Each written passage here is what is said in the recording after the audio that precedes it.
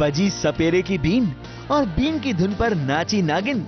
गुरु माँ की साजिश हुई कामयाब और सबके सामने उतर गया नागिन के चेहरे का नकाब। आज ऋतिक को भी पता चल गया कि उसकी शिवन्या कोई और नहीं बल्कि एक नागिन है, उसके रिश्तेदारों की कातिल है। आज बीन की धुन पर झूम झूम कर शिवन्या सबके सामने ये साबित कर रही है, सबके सामने ये ऐलान कर रही है कि वो एक इच्छाधारी नागिन है जो इस परिवार का सर्वनाश करने आई है।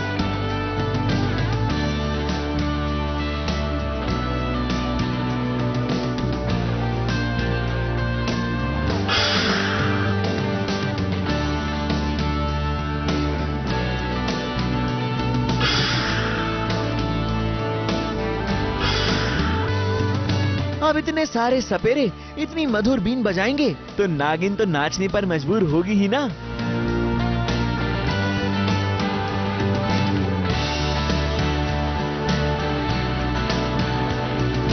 और अगर आप लोगों को सपेरों की काबिलियत पर जरा सा भी शक हो तो जरा ठहरिए, इनकी बीन की धुन ने एक ऐसी नागिन को भी आने पर मजबूर कर दिया जिसका हाल ही में ट्रांसफॉर्मेशन हुआ है। और कौन? हमारी ईशानी। अभी थोड़े दिन पहले ही तो नागिन ने उसे डसा था, जिसके बाद लगता है वो भी इच्छाधारी नागिन बन गई और सपेरे की बीन की धुन पर झूमते झूमते अपनी नागिन सहेली से मिलने चली आई।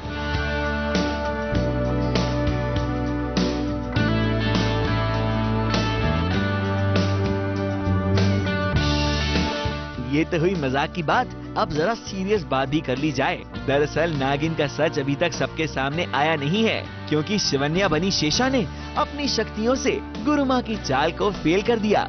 कोशिश जारी है गुरु माँ की। आप लोगों ने तो आप देख रहे हैं कि गुरु माँ कुछ भी कर रही है, लेकिन नागिन हमेशा कैसे भी पतली गली से निकल जाती है। हाँ, गुरु माँ ने कई जतन किए इस नागिन का पर्दाफाश करने के लिए। पहले जादुई अंगूठी उसके हाथों में रखी जिससे नागिन भस्म हो जाए, मगर ऐसा हो न सका। एक पल में मैं पर्दाफाश करती हूँ, बता दो ये सबको, ये नागिन है या नहीं।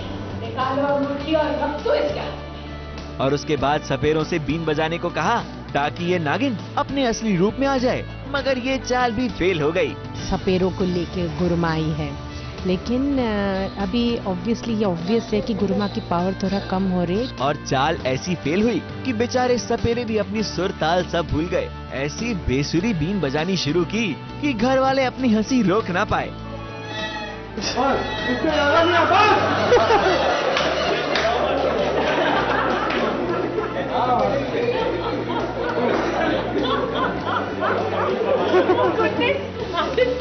खैर नागिन सपेरे के इस ड्रामे से जरा फुर्सत मिली तो शेषा वापस शिवन्या के रूप में आई और ऋतिक के साथ रोमांस करने लगी।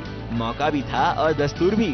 शादी को 3 महीने जो पूरे हुए थे, इसीलिए 3 महीने पूरे होने के बाद शिवन्या और ऋतिक का रोमांस तो बनता है।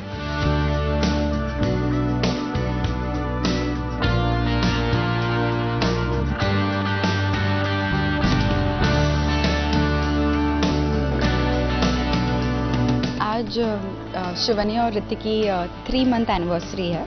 यहाँ तो शेषा है तो ऑब्वियसली ऋतिक और उसके बीच में कुछ नहीं हो सकता। तो ऋतिक शिवन्या के क्लोज आ रहा है, जो शेषा है, जो कि मैं हूँ, मेरे क्लोज आ रहा है, लेकिन मैं कोशिश कर रही हूँ कि मुझसे दूर जाए। But somewhere down the line मैं भी बहती हूँ, फिर कंट्रोल करती हूँ, फिर अट्रैक्ट होती हूँ, फिर कंट्रोल करती हूँ। वैसे शेषा की ऐसी हालत देखकर लगता है कि वो भी ऋतिक के प्यार में क्लीन बोल्ड हो ही चुकी है।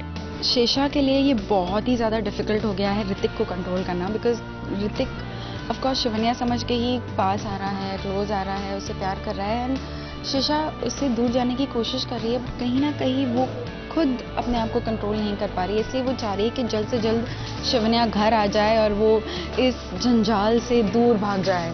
शायद अब नागिन में अगला ट्रैक यही आने वाला है, ऋतिक, शेषा और शिवन्या का लव ट्रायंगल। अगर ऐसा हुआ तो ये दोनों बहनें आपस में ही एक दूसरे को डस लेंगी हमारे ऋतिक को पाने के लिए।